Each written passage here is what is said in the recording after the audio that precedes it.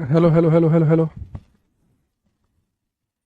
Good morning. Good morning everybody से बहुत नमस्कार। टिंकू, निर्मल, नितेश, प्रिंस, रामपाल, सभी भाई क्लास स्टार्ट हो गई है। अगर आप मुझे देख पा रहे हैं, सुन पा रहे हैं तो कमेंट करके बता देंगे। और फिर सबसे पहले हम कल की जो हमने क्लास ली थी उससे जुड़ा हुआ कोई भी अगर आपका डाउट है तो एक बार आप वो बताओ, फिर हम आगे बढ़ेंगे, है ना। तो एक बार आज हम डाउट सेशन रख लेते हैं शुरू के 5-7 मिनट।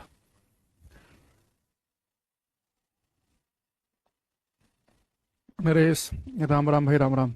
अंकिता, रिचा, सूरज, प्रिंस, कोई भी डाउट हो आज तक जितनी हमने क्लासेस पढ़ी हैं तो आप पूछ सकते हैं आज, है ना। तो मैंने सोचा कि शुरू में पहले कल के डाउट लेते हैं और फिर आगे बढ़ेंगे। बफरिंग भाई केवल आपकी हो रही है मनोज, बाकी बिल्कुल सही चल रहा है हमारे एंड से ना। वो आपके एंड से ही दिक्कत है। राम राम। कोई डाउट नहीं है। बड़े मेधावी छात्र हो भाई तुम लोग हैं, तुम्हारा कोई डाउट ही नहीं। अब ये नहीं कि पूछने के लिए कुछ भी जबरदस्ती टाइप करने लग जाओ। अगर कोई जेन्युइन डाउट है किसी का, किसी चीज में समस्या है, तो डाउट किसका होता है? जो पढ़ता है, जिसने सारी क्लासेस देखी होंगी, ट्राई किया होगा, तो उसका डाउट आएगा। जो किसी क्लास में लाइव आ रहा है, किसी में नहीं आ रहा है, किसी क्लास में बीच में आ रहा है, उसको उसका डाउट आएगा ही नहीं। और एक ही कमेंट बार बार मत करो टिंकू, ठीक है। इस बात का बिल्कुल क्लास में ध्यान रखा जाए कि एक ही चीज को बार बार टाइप नहीं करना।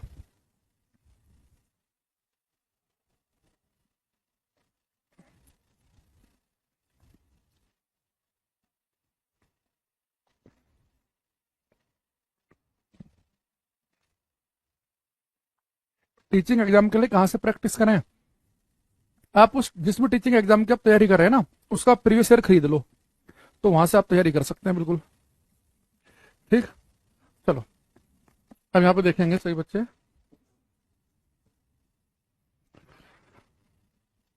एक बेटा हमने कल की क्लास में एक शब्द आपको पढ़ाया था, एंगुलर मोमेंटम। और एंगुलर मोमेंटम क्या था? Moment of inertia into angular velocity. ये आपको ध्यान आ रहा होगा। और मैंने आपसे बोला था कि ये जो एंगुलर मोमेंटम है अलग अलग बॉडी का अलग अलग होता है। और दूसरा एंगुलर वेलोसिटी जो हमने पढ़ी थी, वो क्या पढ़ा था कि एंगुलर डिस्प्लेसमेंट कितना हो रहा है अपॉन टाइम। ये दो तीन बातें आपको बताई थी। अच्छा, इसकी यूनिट बतानी रह गई थी मुझे, तो एक बार मैं आपको इनकी यूनिट वगैरह भी डिस्कस कर लेंगे आज हम, उसकी टेंशन मत लेना। अब ये फॉर्मूला ध्यान रखेंगे। ये फिर एक मैंने आपको बताया था कि अगर कोई पार्टिकल जो है, अगर वो आर रेडियस के सर्कल में घूम रहा है, इसका मास एम है, अगर ये वी वेलोसिटी से आर रेडियस के सर्कल में घूम रहा है, तो इस कण का मोमेंट ऑफ इनर्शिया आप सीधा याद रख सकते हैं, एम वी आर। ये भी बताया था मैंने आपको, है ना। ये दो तीन बातें हम कल की क्लास में कर चुके हैं। दो चार मैंने आपको बताया था, इसमें एंगुलर मोमेंटम के लिए आप एल भी यूज कर सकते हैं, जे भी कर सकते हैं, ठीक है। अच्छा, दूसरी चीज, दो चार चीजों के हमने एंगुलर मोमेंटम याद किए थे जो हमारे लिए बड़े इंपॉर्टेंट थे। जैसे मैंने कहा था कि भाई हमारे पास में अगर एक होलो स्पेयर हो, एक खोखला गोला हो, तो अगर उसका मोमेंट ऑफ इनर्शिया आपको याद आ रहा हो तो मैंने बताया था 2/3 mr²। अगर हमारे पास सॉलिड हो, ठोस गोला हो, तो 2/5 mr²। कोई रिंग हो तो रिंग का बताया था mr²। और ऐसे कोई अगर आपके पास डिस्क हो, कोई प्लेट हो, या सॉलिड सिलेंडर हो, तो उनका क्या था mr²/2। तो कुछ जो इंपोर्टेंट है, जो हमें पता ही होने चाहिए, इसका हम कल डिस्कशन कर चुके हैं क्लास के अंदर, ठीक है। अच्छा, दूसरा आप इनके सबके एक बार यूनिट लिख लेंगे। तो ऐसा ही unit of moment of inertia, moment of inertia, जड़त्व आघूर्ण का एसआई मात्रक, जड़त्व आघूर्ण का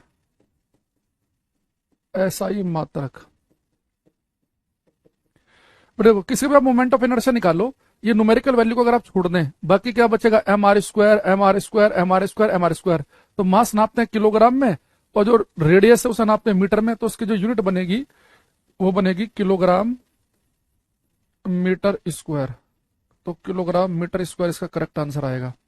तो जिस बच्चे ने इसका आंसर किलोग्राम मीटर स्क्वायर लिखा है, उस सबका बिल्कुल ठीक है ना। इसकी ऐसा यूनिट। ऐसे ही अगर बेटा एंगुलर मोमेंटम की बात करें, SI unit of angular momentum, कोणीय संवेग का एसआई मात्रक, कोणीय संवेग का एसआई मात्रक। बेटा मास को नापते हैं हम किलोग्राम में, वेलोसिटी नापते हैं मीटर पर सेकंड में, और रेडियस को नापते हैं मीटर में। तो इसकी यूनिट बनेगी kilogram metre square by second. इसका मात्रक बनेगा kilogram metre square by second, और इसका मात्रक क्या था, किलोग्राम मीटर स्क्वायर। ऐसे अगर आप एंगुलर वेलोसिटी का निकालना चाहो तो एंगुलर डिस्प्लेसमेंट एंगल को नापते हैं रेडियन में, टाइम को नापते हैं सेकंड में। तो इसकी एसआई यूनिट क्या बनेगी, इसकी एसआई यूनिट बनेगी रेडियन पर सेकंड, रेडियन पर सेकंड। ठीक है, तो इन दोनों के आप थोड़े थोड़े से मात्रक याद रख सकते हैं। ठीक, अब आ जाते हैं आगे। तो ये रोटेशनल मोशन वाला मैं बता रहा हूं फिर से, बहुत आराम आराम से पढ़ेंगे तसल्ली से, क्योंकि इसमें बहुत कंफ्यूजन क्रिएट होता है। तो फिर दोबारा समझो, एक वस्तु अगर सीधी भाग रही हो तो उसके पास लीनियर मोमेंटम रेखीय संवेग होगा, वो मास इनटू वेलोसिटी होगा। जो वस्तु रोटेट कर रही होगी उसके पास होगा एंगुलर मोमेंटम, और एंगुलर मोमेंटम में हम क्या करेंगे, जैसे लीनियर में मास इनटू वेलोसिटी था, या मास की जगह आ जाएगा मोमेंट ऑफ इनर्शिया, जड़त्व आघूर्ण, और लीनियर वेलोसिटी की जगह आ जाएगा एंगुलर वेलोसिटी। एक हमने क्या पढ़ा कि भाग रही वस्तु के पास जो एनर्जी होती है, kinetic energy half mv square, उससे एक्चुअल में बोलते हैं translational kinetic energy half mv square. लेकिन घूम रही वस्तु के पास होती है रोटेशनल काइनेटिक एनर्जी, वो होती है हाफ आई ओमेगा स्क्वायर। फिर हमने क्या पढ़ा, अगर कोई वस्तु रोल भी कर रही हो, रोटेट भी कर रही हो और आगे भी बढ़ रही हो, अगर कोई वस्तु रोल कर रही है तो उसके पास दोनों एनर्जी होंगी, हाफ mv स्क्वायर भी और हाफ हाई ओमेगा स्क्वायर भी। इस तरह की बातें पढ़ी तो आई होप कि अब धीरे धीरे आपके दिमाग में चीजें जमने लगेंगी आराम आराम से ना। आज हम एक शब्द पढ़ेंगे, टॉर्क, बल आघूर्ण।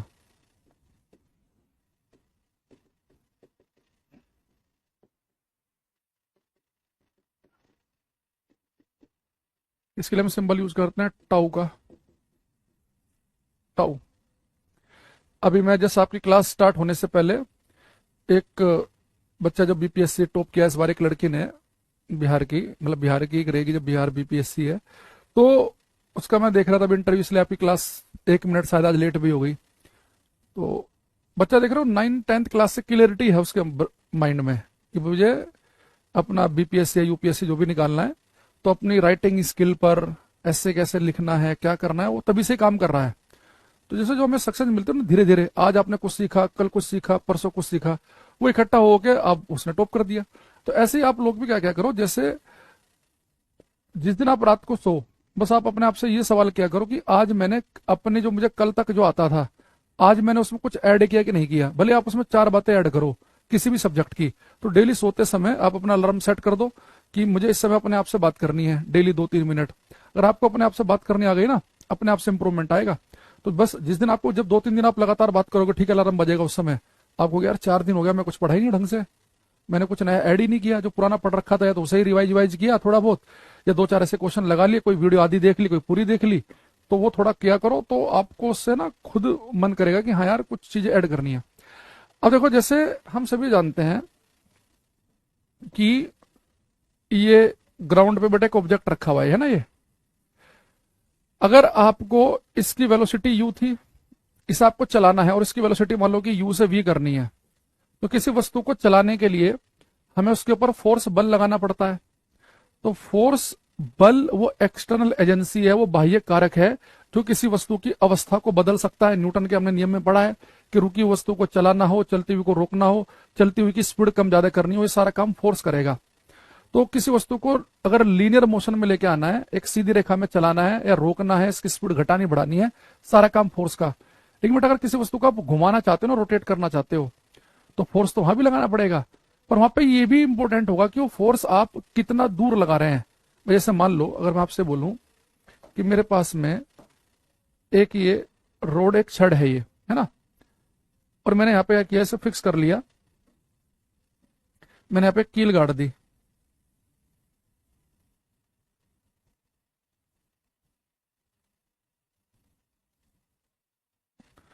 अब मैंने यहाँ पे क्या किया, एक टक टक टक टक कील फिक्स कर दी।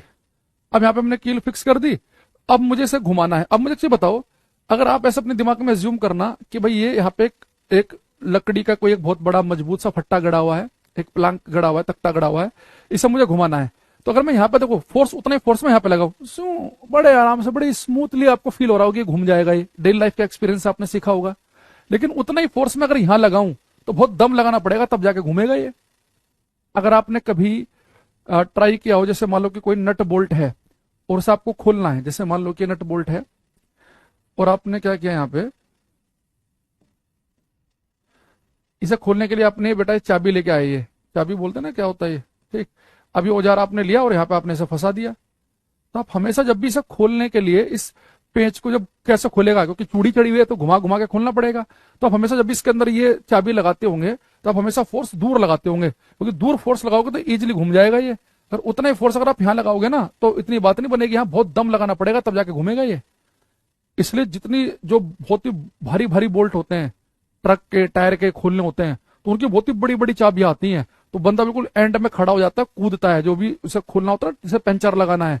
तो जितना दूर आप फोर्स लगाएंगे उतना चीजें इजीली घूम जाएंगी। तो किसी चीज को घुमाने के लिए फोर्स के साथ साथ ये भी इंपॉर्टेंट है कि फोर्स आप फिक्स पॉइंट, जिस बिंदु के परित है, जिस पॉइंट के अबाउट आपको उस ऑब्जेक्ट को घुमाना है, आप उससे फोर्स कितना दूर लगा रहे हैं। तो फोर्स कितना लगाया और कितना दूर लगाया, इन्हें मिला के क्वांटिटी बनती है टोर्क, बल आघूर्ण। तो किसी वस्तु को घुमाने के लिए एक्चुअल में टोर्क बल आघूर्ण चाहिए होता है। बल आघूर्ण का मतलब है कि उसमें बल भी इंक्लूड है और ये भी इंक्लूड है कि वो कितना दूरी पे बल लगाया गया। जैसे मान लो यहां पे मैं ये फोर्स लगाऊं इस पॉइंट पर, एफ फोर्स,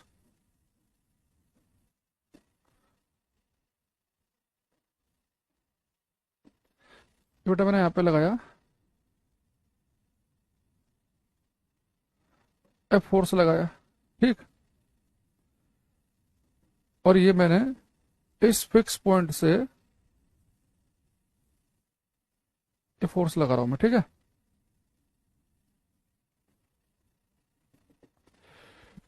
और ये फोर्स बेटा जो है इस फिक्स पॉइंट से मैंने आर दूरी पे लगाया। तो ये फोर्स आर की वैल्यू इतनी भी हो सकती है, फोर्स यहां भी लगा सकता था मैं, यहां भी, यहां भी, यहां भी, यहां भी।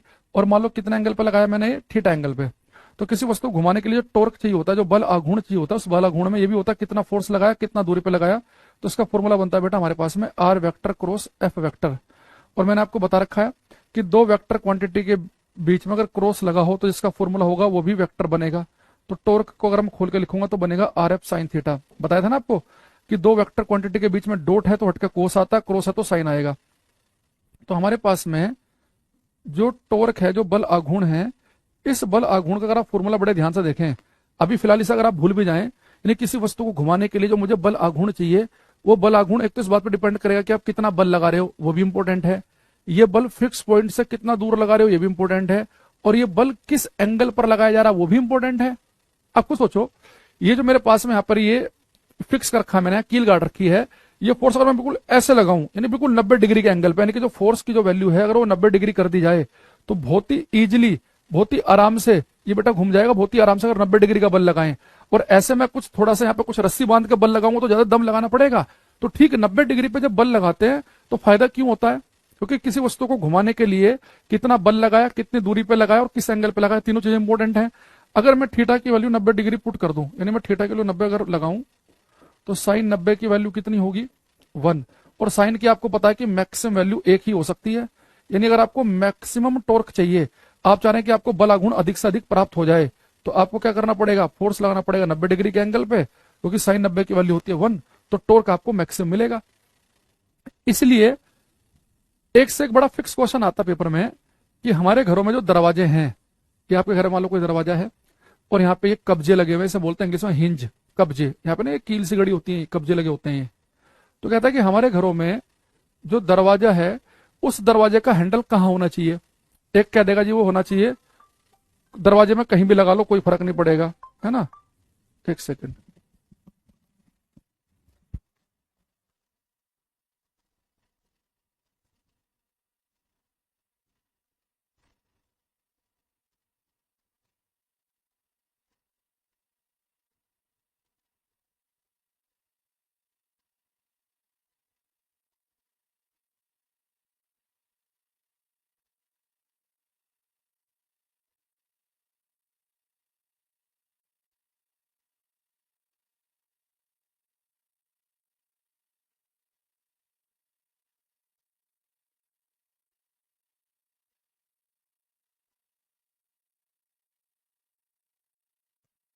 अब देखो, ये आपसे पूछा है कि दरवाजे में हैंडल कहाँ होना चाहिए। एक आपसे कह देगा भाई साहब पूरे दरवाजे में कहीं भी लगा लो जहां आपका मन करे। आपको अगर हम कहीं भी मन करे अगर ऐसा होता तो सबके घरों में दरवाजे में अलग अलग जगह हैंडल होते।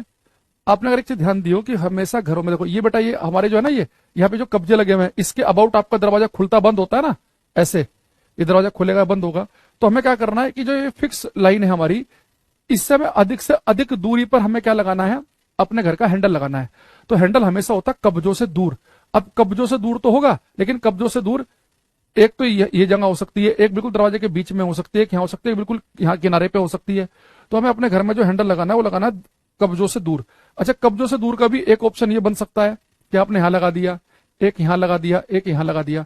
तो हम घरों में जो हैंडल लगाएंगे वो कोशिश क्या करेंगे, हम एक तो लगाएं कब्जों से दूर यानी बिल्कुल यहाँ किनारे पे, और दूसरा क्या लगाएंगे बिल्कुल मिड पॉइंट में। मिड पॉइंट का मतलब ये नहीं कह रहा मैं कब्जों से दूर, बिल्कुल मिड पॉइंट में यानी कि यहां पर।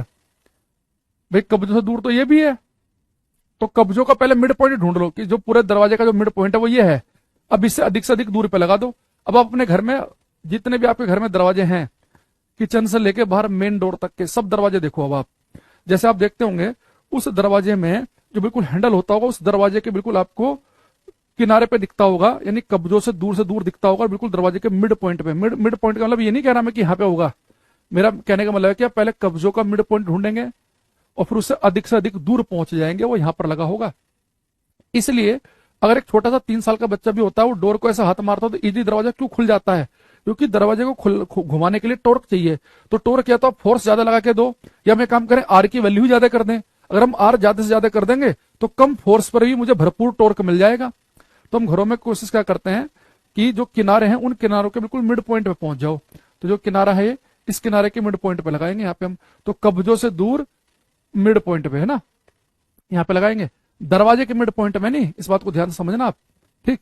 तो सब जगह यही होता है। अगर हम अपने घर में कहीं और यहां पर लगा दें, खुद सोचो एक भारी सा लोहे का गेट है ये, और इसमें मैंने क्या किया, ठीक यहां पर मैंने यहाँ पे लगा दिया मान लो कि हैंडल। तो यहाँ पे देखो खुद फील करो, यहाँ पकड़ के ना बहुत दम लगाना पड़ेगा तभी खुलेगा, और यहाँ पे तो बड़े आराम से बिल्कुल स्मूथली बंद हो जाएगा या खुल जाएगा। तो इसलिए हम ऐसा करते हैं। तो किसी वस्तु को घुमाने के लिए टॉर्क चाहिए होता है, बल आघूर्ण चाहिए होता है, और उस बल आघूर्ण की खास बात क्या है कि भाई आपको बल आघूर्ण ज्यादा चाहिए, या तो अपना दम ज्यादा लगा लो, एफ ज्यादा लगा के टॉर्क ज्यादा कर दो, या पहले से आर ज्यादा कर लो। तो हम अपना दम क्यों खर्च करें, हम कोशिश करेंगे कि थीटा 90 डिग्री का एंगल बनाए, कि फोर्स जब लगे बिल्कुल बीचों बीच तो 90 डिग्री के एंगल बने, और साथ में क्या करें हम कि आर की वैल्यू अधिक से अधिक रखें। दूसरा, अगर मैं इसकी ऐसा यूनिट निकालूं, इसका टॉर्क का ऐसा ही मात्रक निकालूं, तो फोर्स को नापते हैं हम न्यूटन में और दूरी को नापते हैं मीटर में, तो इसकी यूनिट बनेगी न्यूटन मीटर। तो टॉर्क बल आघूर्ण का मात्रक न्यूटन मीटर होता है। एक ये वेक्टर क्वांटिटी है, सदिश राशि है, वेक्टर क्वांटिटी सदिश राशि, ठीक है, वेक्टर क्वांटिटी में आएगा। अब यहां से अगर मैं इसका आपको थोड़ा सा इसकी लैंग्वेज दिखा दूं, मैं दरवाजे वाला क्वेश्चन आपसे कह रहा था कि पेपर में आपको इसकी लैंग्वेज कैसी दिखाई देगी, तो उससे आपको ज्यादा फील कर पाओगे कि मैं बोलना क्या चाह रहा हूं, है ना।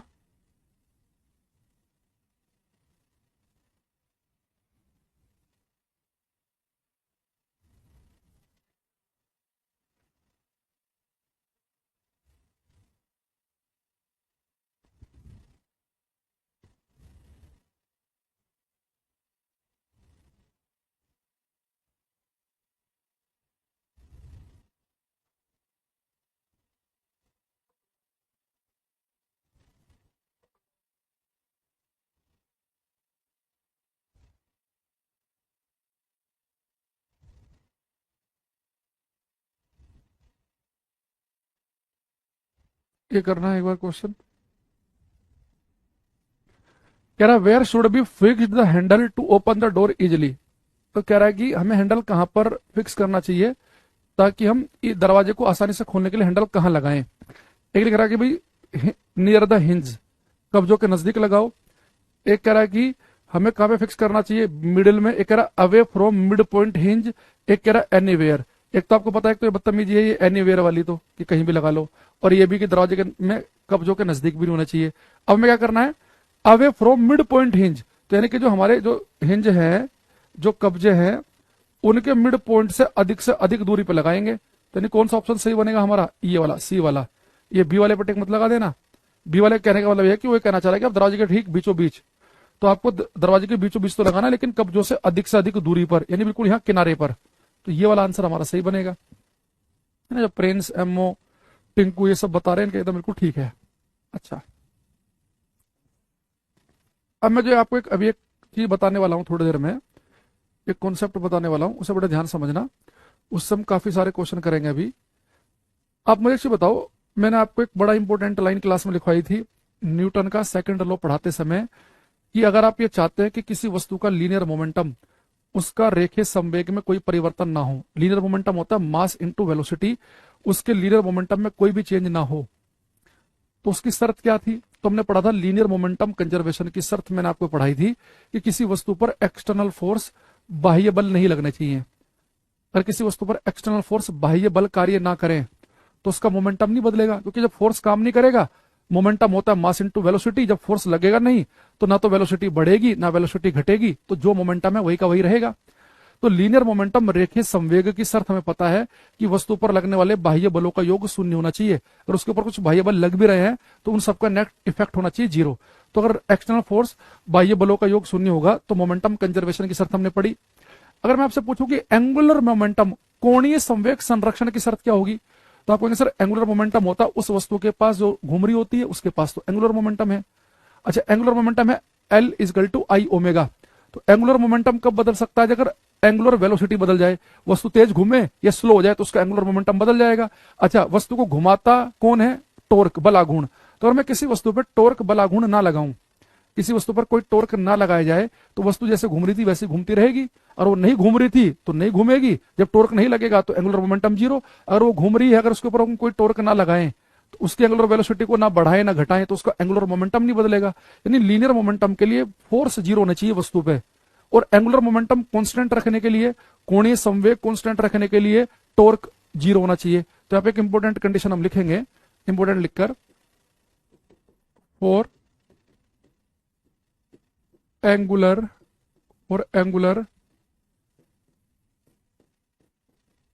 momentum conservation, for angular momentum conservation, the sum of external forces, the sum of external forces on a body, the sum of external forces on a body, sorry, the sum of external torques, the sum of external torques on a body should be zero। Hindi में लिखेंगे, कोणीय संवेग संरक्षण के लिए, कोणीय संवेग संरक्षण के लिए, कोणीय संवेग संरक्षण के लिए किसी वस्तु पर बाह्य बल आघूर्णों का योग शून्य होना चाहिए। तो और एक्सटर्नल टॉर्क्स अगर जीरो है तो एंगुलर मोमेंटम रहेगा कांस्टेंट। सर मार्च में मेरा एग्जाम है, साइंस 32 मार्क्स की है, प्लीज कंप्लीट करवा दे। हो जाएगा मार्च तक, तो क्यों टेंशन ले रहे हो, मार्च तो बहुत दूर है अभी। अब यहां से हम कुछ क्वेश्चन करेंगे वन बाय वन। तो सबसे पहले एक आसान से क्वेश्चन से शुरुआत करते हैं, है ना।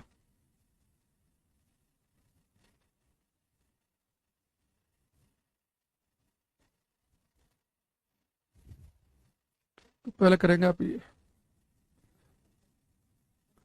तो बस आपको लैंग्वेज पढ़नी है और कितना तेज आप पढ़ पाओगे चेक करने के लिए है क्वेश्चन ये। Which of the following quantity remains constant if the torque acting on a body zero.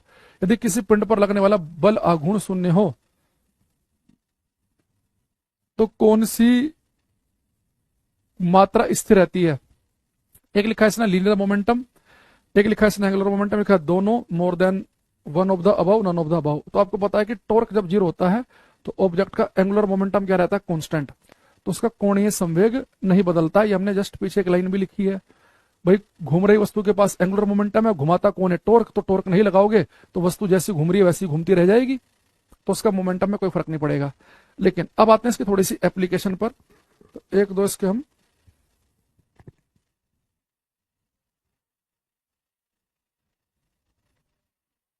ये क्वेश्चन करना।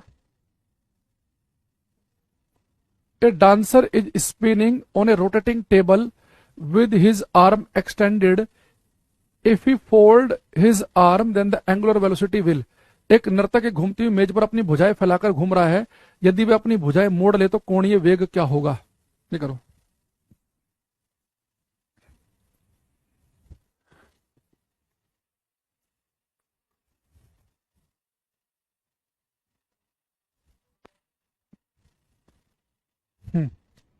ये क्वेश्चन करेंगे सभी।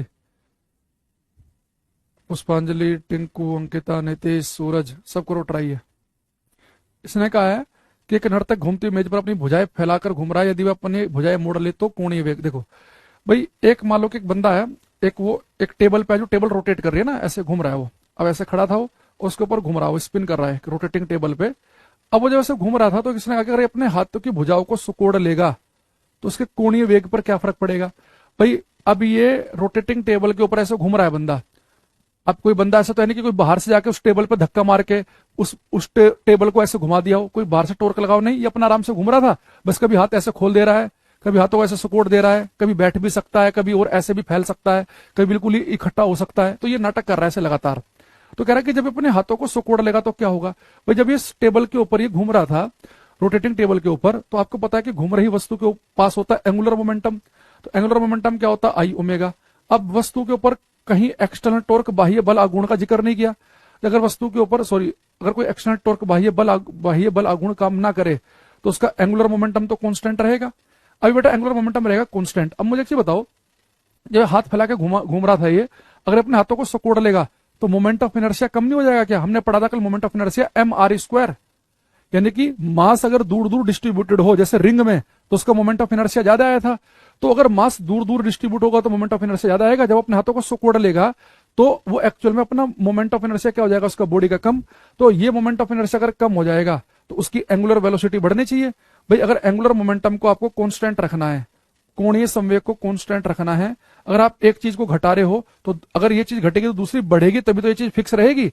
तो जब कोई भी व्यक्ति अगर एक रोटेटिंग टेबल पर अगर घूम रहा हो और वो अपने हाथों को सकोड़ ले, अपनी बॉडी को बहुत ज्यादा छोटा कर ले, यानी वो अपना मोमेंट ऑफ इनर्शिया कम कर रहा है, तो अगर आई की वैल्यू कम होगी तो ओमेगा की वैल्यू बढ़ जाएगी, यानी कि वो तेजी से घूमने लगेगा, एंगुलर वेलोसिटी बढ़ जाएगी, पूरी स्पीड बढ़ जाएगी, ऐसे घूमने लग जाएगी टेबल। इसलिए बहुत सारे लोग ना जो वो स्केटिंग वाले वो जूते से पहन के जो रोटेटिंग टेबल के ऊपर डांस वांस कर रहे होते हैं, तो कई बार अपने टांग को ऐसे उठा लेते हैं, कभी ऐसे कर लेते हैं, कभी इकट्ठा कर लेंगे, कभी पूरा शरीर फैला देंगे। तो उस रोटेटिंग टेबल की स्पीड कम ज्यादा करने के लिए वो ऐसा करते हैं कि उन्हें पता है कि मोमेंटम तो कंजर्व रहेगा। तो मोमेंटम कंजर्वेशन के लिए वो क्या करते हैं कि अपने शरीर को जब सुकोड़ते हैं तो तेज भागता है, रोटेटिंग टेबल तेज हो जाती है, जब पूरा शरीर खोल लेते हैं तो धीरे हो जाती है। तो इसका आंसर क्या आएगा हमारे पास में? A option. अगले वाला आप समझ जाओगे। ये कह रहा है कि if the moment of inertia of a rotating body is increased, then what will be the effect on angular velocity? यदि किसी घूमती हुई पिंड का जड़ता गुण बढ़ा दिया जाए तो कोणीय वेग पर क्या फर्क पड़ेगा? तो आपको पता है कि भाई घूम रही वस्तु है, रोटेटिंग बॉडी है, तो उसके पास में होगा एंगुलर मोमेंटम, है ना। अब ये कोई एक्सटर्नल टॉर्क बल आघूर्ण ना लगे तो ये तो कांस्टेंट रहेगा। अब आपने क्या किया? मोमेंट ऑफ इनर्शिया को बढ़ा दिया। तो अगर ये चीज बढ़ा रहे हो तो ये घटानी पड़ेगी, तभी तो ये चीज कांस्टेंट बनी रहेगी। तो एल को कांस्टेंट रखने के लिए अगर ये बढ़ा रहे हो तो फिर आपको ये घटाना पड़ेगा। तो यानी कि अगर मोमेंट ऑफ इनर्शिया बढ़ रहा है तो यानी कि एंगुलर वेलोसिटी क्या करेगी? डिक्रीज करेगी। आई बात समझ में सभी को? ये तो L is equal to I omega. याद रखना, कोई वस्तु अगर घूम रही है, घूम रही है, और घूमते घूमते अगर उसका मोमेंट ऑफ इनर्शिया बढ़ जाए, आई बढ़ जाए तो ओमेगा कम होगा, और आई कम हो जाए तो ओमेगा बढ़ जाएगा। यानी कि पूरा शरीर खोल दोगे तो मोमेंट ऑफ इनर्शिया बढ़ेगा तो ओमेगा कम, पूरा शरीर सुकोड़ लोगे आई कम तो ओमेगा ज्यादा। ठीक है, तो इसका आंसर आएगा हमारा B option.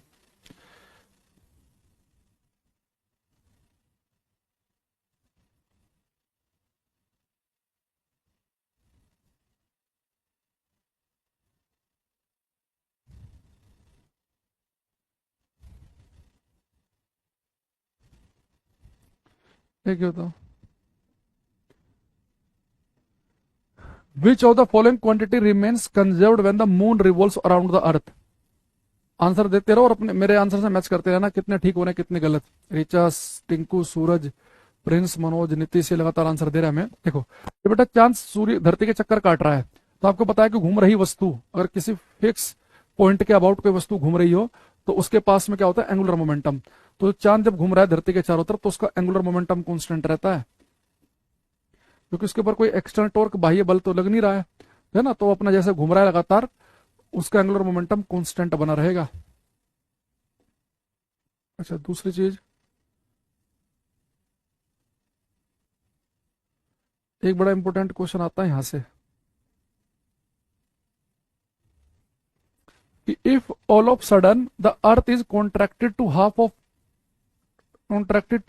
Half its present radius then the day will be reduce by. यदि अचानक पृथ्वी अपनी वर्तमान त्रिज्या के आधे हिस्से तक सिकुड़ जाए तो दिन कितना कम हो जाएगा। यह कह रहा है कि अगर मान लो पृथ्वी की जो त्रिज्या है वो अचानक से अगर हाफ हो जाए, ये अर्थ है, इसकी रेडियस कितनी है आर, तो कह रहा है कि अगर ये इसकी रेडियस अगर आधी हो जाए,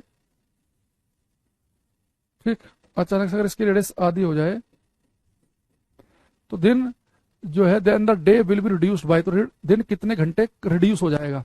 देखो जब बेटा पृथ्वी की त्रिज्या आर है तो इस समय एक चक्कर एक दिन होता है 24 घंटे का। भाई आप सभी को पता है कि दिन रात कैसे होते हैं, अर्थ ऐसे अपने एक्सिस के अबाउट रोटेट कर रही है तो अर्थ एक रोटेशन अपने अक्ष के परितः 24 घंटे में पूरा करती है। तो अभी एक दिन है 24 घंटे का, अगर धरती की रेडियस बेटा आधी हो जाए तो आप ध्यान रखना, अभी मैं इसका प्रूफ भी करूंगा, एक चीज डायरेक्ट से ध्यान भी रखना है, बड़ा फेमस क्वेश्चन है ये क्वेश्चन मैं बच्चों बताता हूँ, ये मेरे एमएससी के एंट्रेंस एग्जाम में आया था ये। अगर आप दिल्ली यूनिवर्सिटी का 2010 का एंट्रेंस एग्जाम अगर आप देखोगे उसमें क्वेश्चन आया था कि अगर अर्थ जो है उसकी रेडियस रिड्यूस होकर हाफ हो जाए, और उस एग्जाम में मेरी ऑल ओवर इंडिया रैंक आई थी AIR, ऑल इंडिया रैंक आई थी 30 के आसपास थी मेरी रैंक। फर्स्ट कट ऑफ में हमने हंसराज कॉलेज में एडमिशन ले लिया था, फिर पुराना जमाना याद हो गया इस क्वेश्चन से। तो अब ये जो है अर्थ ऐसे रोटेट कर रही है, अगर ये अर्थ की रेडियस अगर हाफ हो जाए, तो अगर अभी एक दिन 24 घंटे का है ना, अगर रेडियस हाफ हो गई तो बेटा एक दिन अब केवल 6 घंटे का हो जाएगा। अब यहां बड़े ध्यान समझना, उसने ये नहीं पूछा कि अगर पृथ्वी की त्रिज्या अचानक से आधी हो जाए तो यहां पर एक दिन कितने घंटे का हो जाएगा, ये नहीं पूछ रहा, वो कह रहा है कि दिन कितना रिड्यूस हो जाएगा। तो अगर अभी दिन एक 24 घंटे का है, रेडियस आधी होते ही अगर दिन 6 घंटे का हो गया तो कितने घंटे रिड्यूस हो गया, तो हमारा आंसर आएगा 18 घंटे। तो रिड्यूस कितना हुआ, 18 घंटे। तो पेपर में ये 6 घंटे वाला क्वेश्चन भी आता है, 18 वाला भी आता है। तो जो मेरा वाला था उसमें केवल यही क्वेश्चन पूछा था उन्होंने कि अगर अर्थ जो है इसकी रेडियस अगर अचानक से हाफ हो जाए तो अब अर्थ पर धरती पर एक दिन कितने घंटे का होने लगेगा, तो 6 घंटे का होने लगेगा।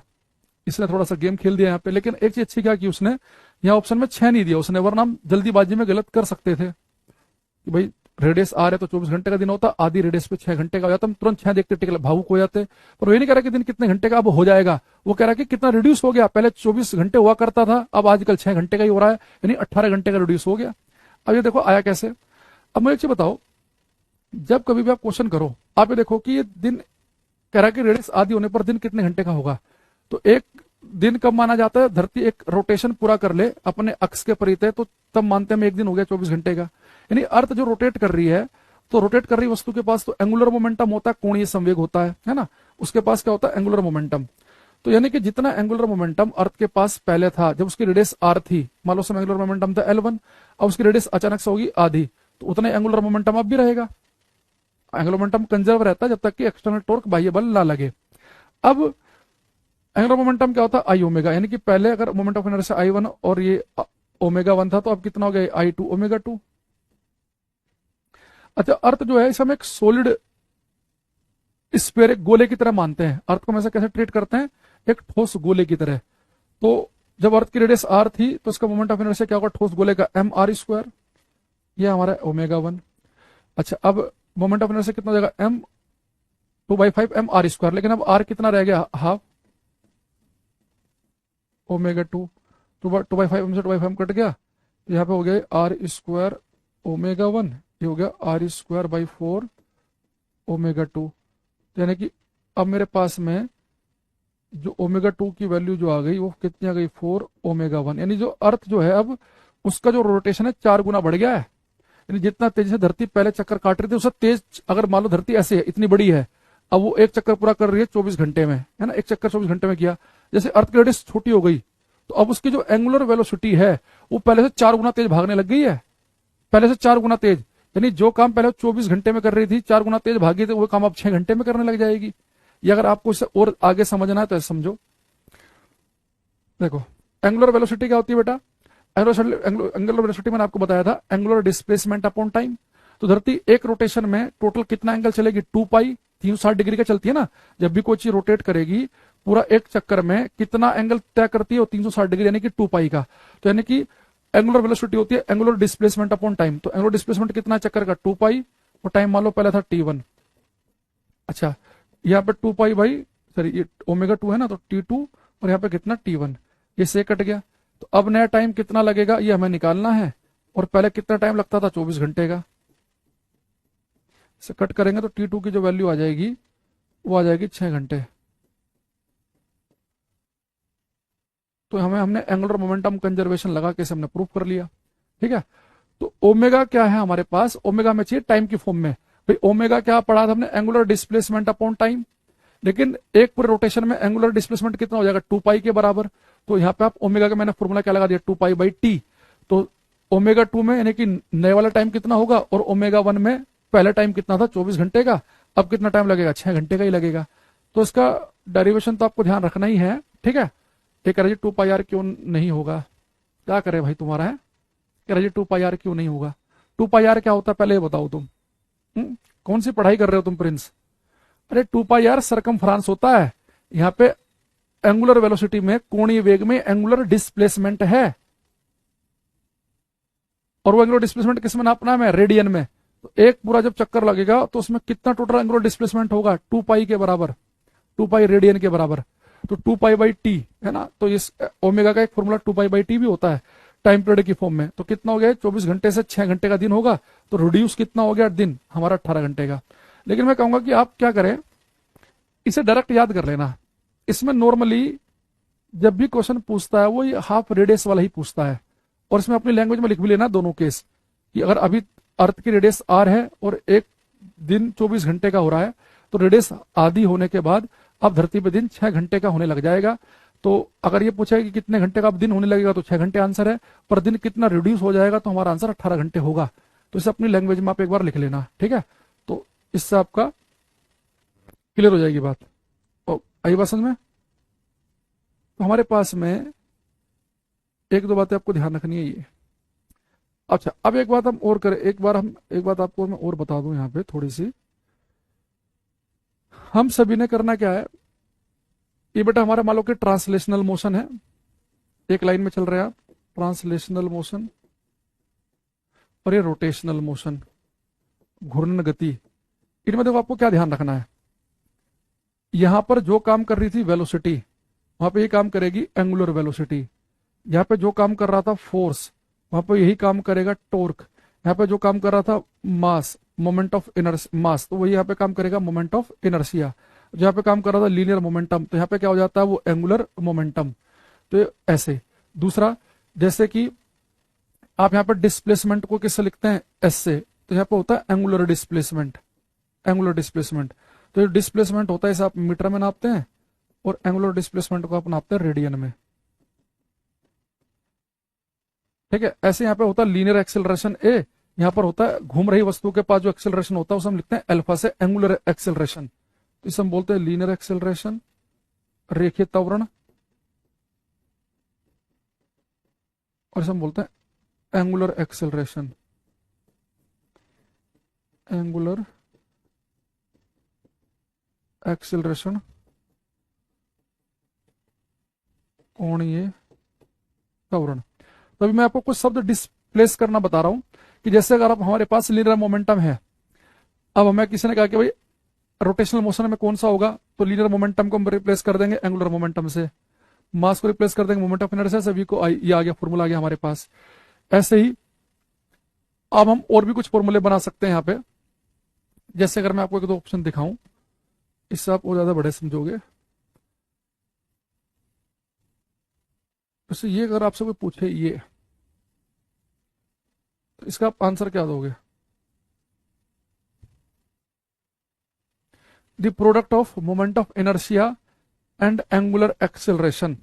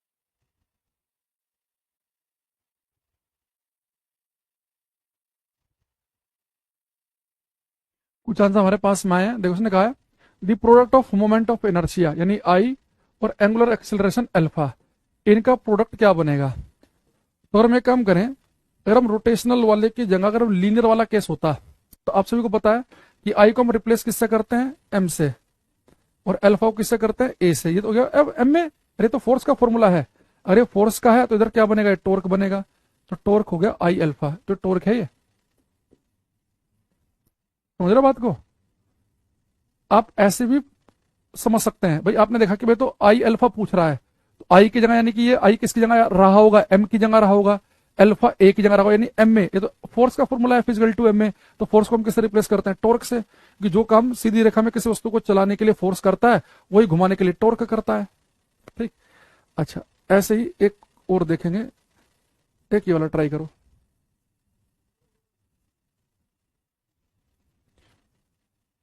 इन rotational motion power is equal to torque into, ये बता रहा है किसके बराबर होगी? ये बताओ।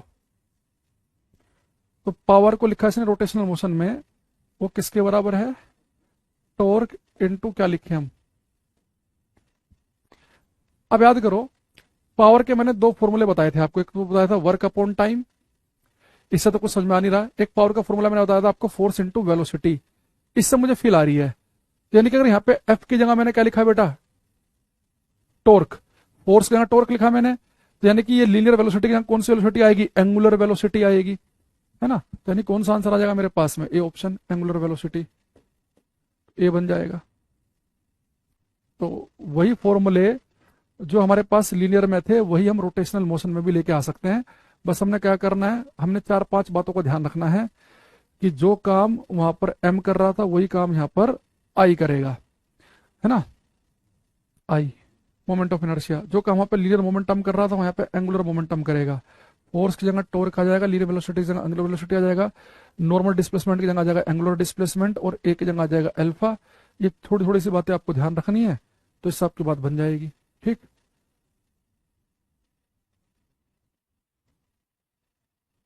अब ये जो लास्ट क्लास से इतनी सारी कहानी चल रही है केपलर के सेकंड लॉ से, अब ये हमारे जाके कंप्लीट हुई। तो केपलर फर्स्ट लॉ में तो हमें केवल एक बात पता चली थी। केपलर के पहले नियम में हमें क्या पता चला कि जितने भी प्लेनेट हैं, जितने भी ग्रह हैं, वो सब सूर्य के जब चक्कर काटेंगे, तो सूर्य का चक्कर लगाते समय उनका पाथ इलिप्टिकल होगा, दीर्घवृत्ताकार होगा। केवल एक बात बताई उसमें। और एक पॉइंट हमने क्या याद रखा कि जो केपलर का पहला नियम है, उसे हम लॉ ऑफ ऑर्बिट, कक्षा का नियम भी कहते हैं। अब जब हम आए सेकंड लॉ पर, इसमें हमें थोड़ा सा तामझाम हमारे लिए बढ़ गया। सेकंड वाले को हमने कहा लॉ ऑफ एरिया या लॉ ऑफ एरियल स्पीड, है ना? कक्षा का नियम या कक्षीय चाल का नियम। इसमें हमने क्या पढ़ा कि जब कोई प्लेनेट सूर्य के चक्कर काट रहा होता है, तो उस प्लेनेट को सूर्य से जो लाइन मिला रही है, ऐसे मन में मान लो काल्पनिक एक रेखा है, तो प्लेनेट को सूर्य से मिलाने वाली लाइन समान समय में समान क्षेत्रफल तय करती है। और उसने पहले सेकंड में, मान लो किसी एक सेकंड में 100 किलोमीटर का एरिया, स्क्वायर का एरिया स्वैप किया, तो अगले सेकंड भी 100 का ही करेगी, उससे अगले सेकंड भी 100, उससे अगले सेकंड भी 100। अगर शुरू के आधे घंटे में 1000 किया तो अगले आधे घंटे में भी 1000 ही करेगी। तो यानी कि उसकी एरियल स्पीड रहेगी कांस्टेंट। वहां से फिर हमने क्या देखा कि एरियल स्पीड कांस्टेंट है। हमने क्या समझा कि जब प्लेनेट सूर्य के नजदीक होते हैं तो तेज घूम रहे होते हैं, और जब दूर होते हैं तो धीरे चल रहे होते हैं। यहां से हमें एक बात और पढ़ी कि जब प्लेनेट सूर्य के चक्कर काटेंगे, यानी कोई भी चीज जैसे सूर्य के चक्कर कोई भी ग्रह लगाए तो उसका एंगुलर मोमेंटम कांस्टेंट रहता है। तो केपलर का सेकंड लॉ से हमें एंगुलर मोमेंटम के बारे में भी पता चला। तीसरी बात हमें क्या पता चला कि एंगुलर मोमेंटम अगर कांस्टेंट है तो एंगुलर मोमेंटम है आई ओमेगा। तो किसी वस्तु का मोमेंट ऑफ इनर्शिया अचानक से बढ़ जाए तो उसकी एंगुलर वेलोसिटी कम हो जाएगी। अगर किसी का अगर मोमेंट ऑफ इनर्शिया कम हो जाए तो एंगुलर वेलोसिटी बढ़ जाएगी। एंगुलर वेलोसिटी बढ़ाने के लिए फिर हमने वो नर्तक वाला, डांसर वाला केस भी हमने देखा क्लास में। उसके अलावा फिर हमने क्या समझा कि एंगुलर मोमेंटम के लिए वस्तु रोटेट करनी चाहिए, रोटेट कराने के लिए वस्तु पे टॉर्क बल आघूर्ण लगना चाहिए। अभी जो बल आघूर्ण है उसमें इंपॉर्टेंट है कि फोर्स कितना लगा, कितना दूर लगा और किस एंगल पर लगा। किसी वस्तु पे टॉर्क नहीं लगाएंगे तो उसका एंगुलर मोमेंटम कांस्टेंट रहेगा, ये हमने पढ़ा। ठीक है, फिर हमने देखा अगर अर्थ अचानक से रोटेट करते करते उसकी रेडियस आधी हो जाए तो अब 24 की जगह 6-6 घंटे का दिन होना शुरू हो जाएगा डेली, यानी 18 घंटे रिड्यूस हो जाएगा समय, ये हमने पढ़ा। एक हमने कल क्वेश्चन देखा था कि जब कोई स्फीयर रोल करते हुए जाता है तो उसके पास जो दोनों एनर्जी का जब हमने सम निकाला तो हमारे पास 7/10 mv² करके आया। फिर अगले क्वेश्चन में देखा कि उसकी जो ट्रांसलेशनल काइनेटिक एनर्जी थी 12 mv², और नीचे क्या लिखा हमने ट्रांसलेशन प्लस काइनेटिक एनर्जी का हमने रेशो निकाला। उस तरह क्वेश्चन भी इंपॉर्टेंट बनता है। और एक कल हमने आपको यूपी का एक, मैंने किसी पेपर का एक क्वेश्चन उठाया था, वो थोड़ा सा अच्छा लेवल का अच्छा क्वेश्चन था कि एक सिलेंडर अगर किसी इंक्लाइंड प्लेन पर रोल करते हुए आ रहा है तो जब वो इस हाइट पे था तो उसकी जो टोटल पोटेंशियल एनर्जी थी उसे हमने किसके साथ बदल दिया, उसकी टोटल काइनेटिक एनर्जी के साथ। जब वो रोल करते हुए आएगा तो उसके पास काइनेटिक एनर्जी भी होगी और साथ में रोटेशनल काइनेटिक एनर्जी भी होगी, तो वो हमने किया। तो हल्का हल्का हल्का सब चीजों को भी आराम आराम से एब्जॉर्ब करने की कोशिश करेंगे और 1 बाय 1 ये चीजें आगे भी आती रहेंगी। ठीक है, अब हम आएंगे यहाँ पे केपलर्स थर्ड लॉ पर। तो केपलर का तीसरा नियम,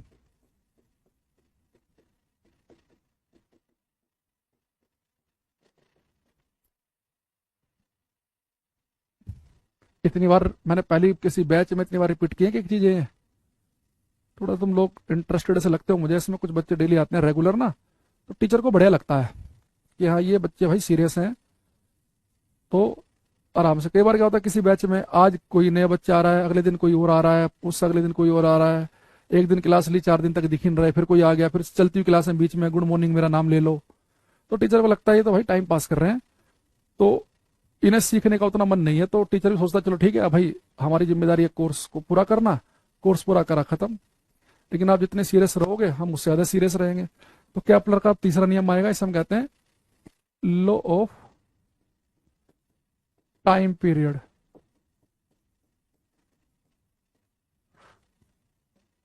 इसे हम बोलते हैं आवर्तकाल का नियम। इससे न्यूमेरिकल बोलते हैं, इस वाले से, इससे न्यूमेरिकल वाला ही फॉर्मेशन आता है। ये इंपोर्टेंट है न्यूमेरिकल पॉइंट ऑफ व्यू से। तो जिन पेपरों में न्यूमेरिकल पूछता है तो बहुत ही आसान सा है, तो उसमें आप कर सकते हैं। ठीक है,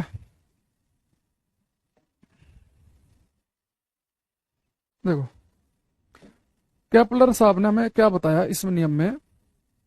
भाई जैसे मान लो कि भाई ये सूर्य है, ये ठीक है, सन है ये, इसके चारों तरफ एक प्लेनेट घूम रहा है, चक्कर लगा रहा है ये, इसे प्लेनेट 1 मान लो, ये r दूरी पर है।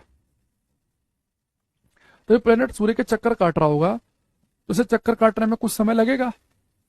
तो वो समय किस बात पर डिपेंड करेगा? ठीक है टिंकू, निर्मल कह रहे हैं क्रिस्टल के लिए, सूरज कह रहे हैं हम सर डेली आते हैं। अब तो खैर तुम ठीक भी हो गए, शुरू में तो तुम बहुत फालतू कमेंटबाजी करते थे, सीरियस हो रहे हो ना धीरे धीरे, तुम बढ़िया। यहाँ देखो अभी जो प्लेनेट है ये सूर्य के चक्कर काट रहा है। तो कोई प्लेनेट जब सूर्य के चक्कर काटेगा तो उसे एक चक्कर काटने में कितना समय लगेगा, वो किस बात पर डिपेंड करेगा? तो केपलर साहब ने कहा कि भाई किसी भी प्लेनेट को, किसी भी ग्रह को सूर्य के चारों तरफ चक्कर काटने में जो समय लगता है ना, वो समय केवल इस बात पर डिपेंड करता है कि वो ग्रह सूर्य से कितना दूर है। वो कितना किलो का है वो इंपोर्टेंट नहीं है। उतनी दूरी पे मान लो जैसे धरती और सूर्य के बीच की जो भी दूरी है, धरती एक चक्कर काट रही है 365 दिन में, एक साल में। अगर धरती की जगह इसी दूरी पर कोई और प्लेनेट होता तो उसे भी एक चक्कर काटने में इतना ही समय लगता। तो एक्चुअल में दूरी इंपॉर्टेंट है। अब दूरी का मतलब ये भी नहीं है कि किसी प्लेनेट को सूर्य का जो चक्कर काटने में जो समय लगेगा वो समय दूरी के सीधे सीधे प्रोपोर्शनल नहीं है, डायरेक्ट प्रोपोर्शनल नहीं है। डायरेक्ट प्रोपोर्शनल नहीं का मतलब ये है कि ऐसा नहीं है कि मान लो कि भाई धरती जो है सूर्य का चक्कर काट रही 1 साल में, अगर कोई ग्रह धरती के मुकाबले सूरज से दुगनी दूरी पर हो तो उसे सीधे 2 साल नहीं लगेंगे। जो ग्रह 4 गुना दूरी पर होगा उसे सीधे 4 साल नहीं लगेंगे। हाँ, जो ग्रह जितने ज्यादा दूर होगा उसे समय ज्यादा तो लगेगा, पर आप ये नहीं कह सकते कि धरती को 1 साल लग रहा है सर, तो जो ग्रह 4 गुना दूरी पर है धरती के मुकाबले तो क्या उसे 4 साल लगेंगे? नहीं, क्योंकि उन्होंने कहा किसी प्लेनेट को सूर्य के चक्कर काटने में जो समय लगता है उस समय का जो वर्ग है, उस टाइम पीरियड का जो स्क्वायर है, वो उस ग्रह की सूर्य से दूरी के क्यूब के प्रोपोर्शनल है। यानी टी प्रोपोर्शनल आर नहीं है, T square proportional R cube है। देखो इसका मतलब क्या हुआ, इसे अगर आप बढ़िया से समझने की कोशिश करोगे तो आपको क्वेश्चन करके समझ में आएगा कि मैं बोलना क्या चाह रहा हूं। मैं जैसे मान लो अगर मैं आपसे बोलूं कि भाई ये अर्थ है और धरती सूर्य के चक्कर काट रही है, मान लो धरती जो है सूर्य से आर दूरी पर है, और उसने कहा कि अगर कोई प्लेनेट, अगर कोई ग्रह सूर्य से धरती के मुकाबले 4 गुना दूरी पर है, यानी अगर धरती आर दूरी पर है तो ये जो ग्रह है 4 गुना दूरी पर है, तो इस ग्रह को धरती का चक्कर, सूर्य का चक्कर काटने में कितने साल लगेंगे? भाई धरती को 1 साल लगता है सूर्य का चक्कर लगाने में, तो जो प्लेनेट 4 गुना दूरी पर है धरती के मुकाबले, अगर धरती मान लो 100 किलोमीटर की दूरी पर है तो 400 किलोमीटर की दूरी पर ही है। धरती एक्चुअल में 15 करोड़ किलोमीटर के आसपास है, तो यानी कि ये ग्रह 60 करोड़ किलोमीटर दूर रहा होगा, तो इस ग्रह को एक चक्कर काटने में कितने साल लगेंगे? तो आपसे पूछ लेगा।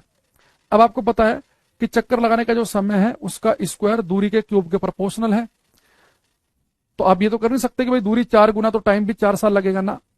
तो दूरी कितनी है इसकी सूर्य से धरती के मुकाबले? 4 गुना, तो यानी कि दूरी है 4 गुना, तो आर का क्यूब है तो 4 का भी क्यूब होगा, तो 4 का क्यूब क्या आ जाएगा? 4 चौक 16 चौका 64। लेकिन इधर स्क्वायर भी है, जब दोनों तरफ हम रूट लेंगे तो इधर भी रूट लेना पड़ेगा, यानी इसे एक चक्कर पूरा करने में लगेंगे एक्चुअल में 8 साल।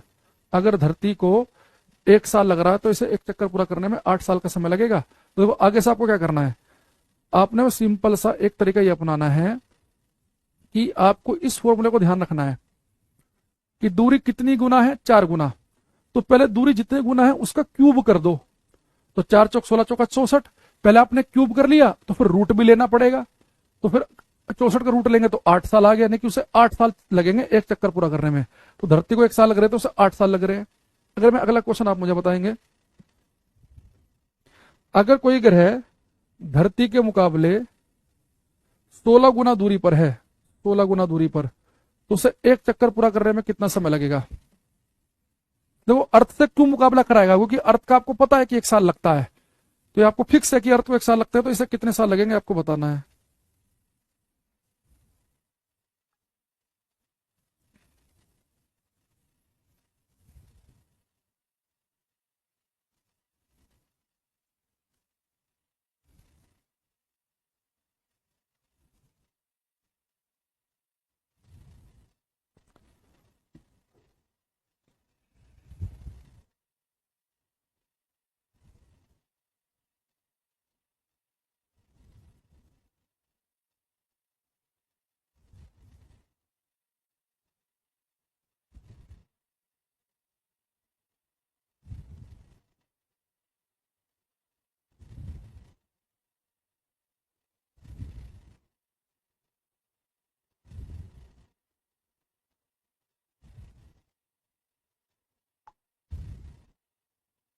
हम्म रामपाल, टिंकू, सतीश, अंकिता का दोस्त 56 गलत है।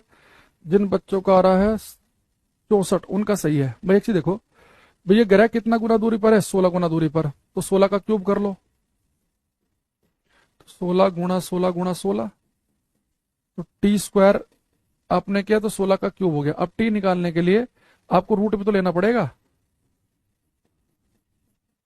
तो 2 16 में से तो एक 16 बाहर आ जाएगा, इस 16 का रूट क्या आएगा? 4 बाहर आ जाएगा, तो 16 चौका 64 साल लग जाएंगे, 64 ईयर्स। ठीक, ये चाहो तो आप एक फॉर्मूला भी बना सकते हो, T1 square upon T2 square is equal to R1 cube upon R2 cube. तो यहां देख लो, पहले दूरी R थी तो कितना समय लग रहा था? धरती का केस है तो 1 साल, फिर दोबारा दूरी कितनी हो गई? 16, और फिर कितना समय लगेगा, तो आप चाहो तो इस वाले फॉर्मूले से भी निकाल सकते हो। पर ज्यादा बढ़िया ये है कि पहले क्यूब लो फिर लो रूट, ये सिंपल याद रखो या यहां से निकाल लो।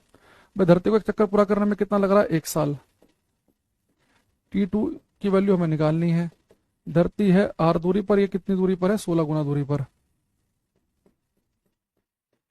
तो आर क्यूब नीचे आ जाएगा 16 का cube into R cube, R cube से आर क्यूब कट गया, तो T2 स्क्वायर किसके बराबर आ जाएगा, 16 का क्यूब इंटू ईयर का स्क्वायर। 1 ईयर का स्क्वायर, स्क्वायर दोनों तरफ रूट लेंगे, तो 2 16 में से 1 16 बार, 1 16 में से 4 बार, ईयर का रूट लेंगे तो ईयर ही आ जाएगा। तो 16 चौका 64 साल आ गया, इससे भी वही आएगा। तो फालतू में इतना क्यों पेन चला रहे हो। तो ये फॉर्मूले से भी कर सकते हो। सीधा क्या करेंगे, पहले क्यूब लेंगे और फिर जो भी क्यूब करके आएगा फिर उसका हम रूट निकाल लेंगे, ठीक है। अब इसमें पेपर में इसकी लैंग्वेज कैसे रहती है क्वेश्चन की, तो मैं आपको दिखा देता हूँ। हम्म,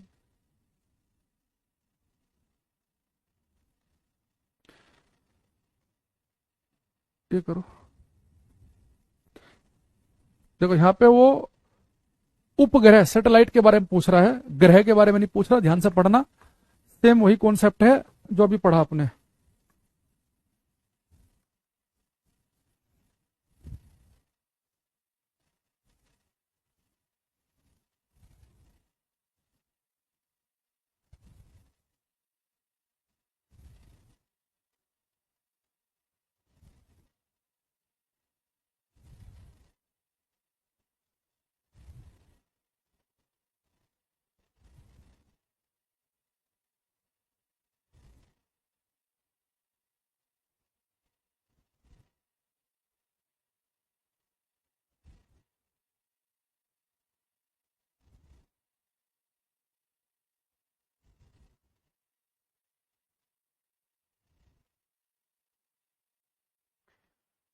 कुछ आंसर आ रहे हैं, देखो उसने क्या कहा, the radius of the orbit of A satellite is 16 times the radius of the orbit of A Jio stationery satellite.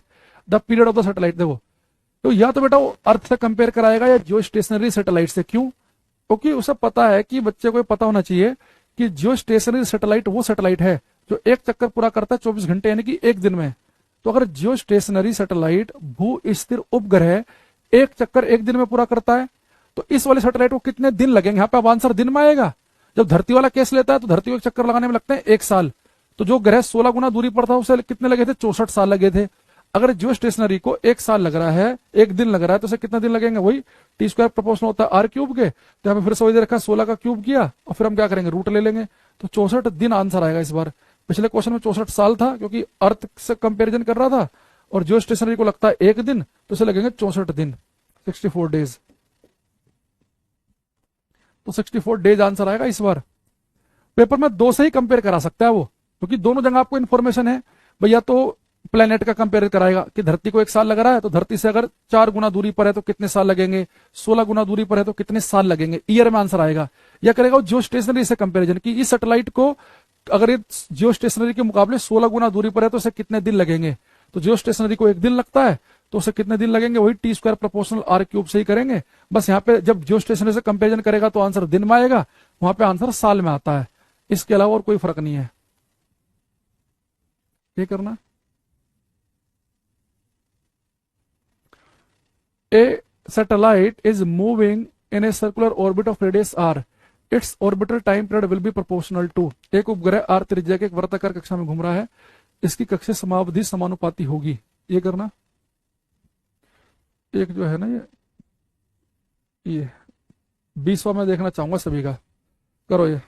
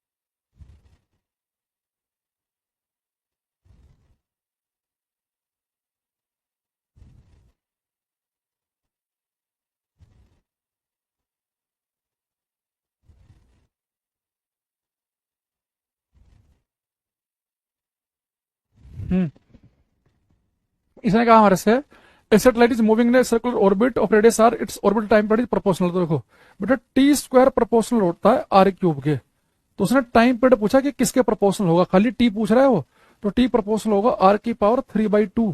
तो ये जल्दीबाजी में ना, ये T square proportional to R cube हम इससे न्यूमेरिकल करते हैं, तो जल्दीबाजी में आप इस पर टिक मत लगा देना, इसका आंसर सी ऑप्शन है। उसने ये नहीं कहा कि टाइम पीरियड का स्क्वायर किसके प्रोपोर्शनल है, वो केवल कह रहा है कि टाइम पीरियड किसके प्रोपोर्शनल है, आर की पावर 3/2 के।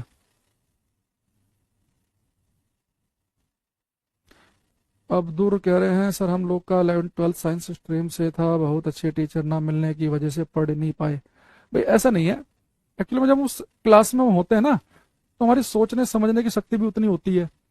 तो कई बार वही चीज जब टीचर ने उस समय हमें वहां बताई, हम नहीं कर पाते कैच, क्योंकि वहाँ सिलेबस बहुत ज्यादा होता है, आपको डेरिवेशन भी करने हैं, न्यूमेरिकल भी करने हैं, पूरा फिजिक्स पढ़ना है, केमिस्ट्री पढ़ना है, मैथ या बायो जो भी ले रखा है वो पढ़ना है, इंग्लिश हिंदी बहुत सारी चीजें होती हैं। तो कई बार हम खुद भी मेहनत से बचते हैं, तो इस वजह से होता है हम बहुत ही सिलेक्टेड चीजें पढ़ रहे हैं, तो हमें ऐसा लगता है कि मास्टर कितना बढ़िया पढ़ा रहा है। ऐसा नहीं है, हो सकता है कि वहां पर आपने और बेहतरीन पढ़ा हो, लेकिन वो एज के हिसाब से भी हम जल्दी चीजें कैच नहीं कर पाते ना, उसका फर्क पड़ता है। दूसरा, कंपटीशन में थोड़ा सा केवल हम ऑप्शन का यूज भी करते हैं, तो इसलिए भी इससे चीजें आसान लगती है। या आपने पहले कहीं ना कहीं वो पढ़ रखी है, इसलिए आपको यहाँ आसान लग रही है। अगर आप यहाँ भी समझ पा रहे हो तो इसकी वजह भी आपके स्कूल के टीचर ही हैं। अगर आप यहाँ बिल्कुल नहीं समझ पा रहे हो बताने के बाद मेरे, फिर दिक्कत है। अगर आपने मैंने बताया फिर समझ में आ गया, यानी फिर वो वहां पे आपने जो पढ़ा था वो कहीं ना कहीं आपके दिमाग में था वो चीज, तो उस वजह से आप सीख पाए। ठीक है, तो ऐसे डिग्रेड मत करो किसी को भी, सबने अपने टाइम पे मेहनत की होती है। टीचर जब भी क्लास में आता है ना, वो क्लास में घुसने से पहले चाहे काम चोरी कर सकता है, नहीं आ रहा छुट्टी ले सकता है, लेकिन क्लास में आने के बाद कोई कुछ नहीं करता ऐसे। लॉकडाउन में छुट्टी हो गई थी लॉकडाउन वाले तो वो तो मजे ले गए, तब तो तुम फ्री में पास हो गए। चलो अभी हमारा टॉपिक बिल्कुल समाप्त हो गया है यहाँ पर। अब इसमें एक क्लास हम पढ़ेंगे, सिंपल पेंडुलम की एक पूरी प्रॉपर क्लास होगी हमारी कल। 1-1.25 घंटे के अंदर हम पूरा सिंपल पेंडुलम खत्म कर लेंगे, और फिर हम आएंगे यूनिट्स एंड डायमेंशन की तरफ, मात्रक और विमाओं की तरफ।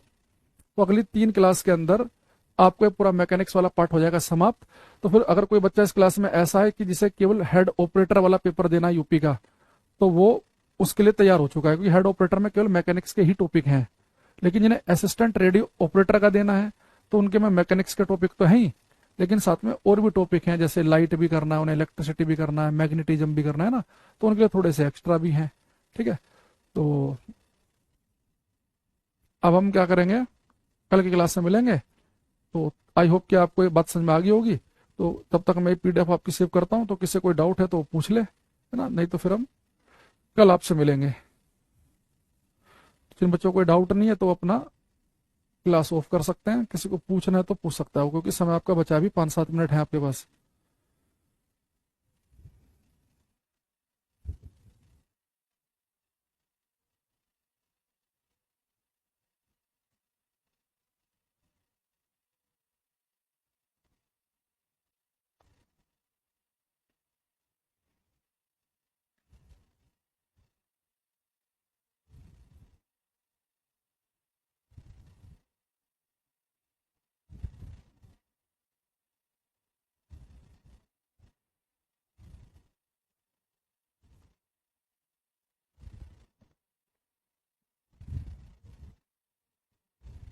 ठीक,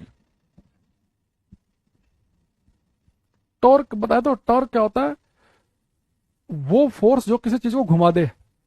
पर घुमाने के लिए फोर्स खाली इंपॉर्टेंट नहीं है, वो फोर्स कितना दूर लगा और किस एंगल पे लगा वो भी इंपॉर्टेंट है। तो टॉर्क बताया मैंने आपको, आर एफ साइन थीटा होता है। दरवाजा अगर आपको खोलना है तो टॉर्क के लिए आपको दरवाजे में हैंडल दूर रखना पड़ेगा। कोई जो चाबी वाबी होती है, जो हम नट बोल्ट खोलते हैं उसमें हम फोर्स दूर ही लगाते हैं, है ना, वो इसलिए करते हैं। तो ये बताया था मैं आपको। चलो अब मिलेंगे कल, तब तक के लिए बाय, थैंक यू एवरीवन।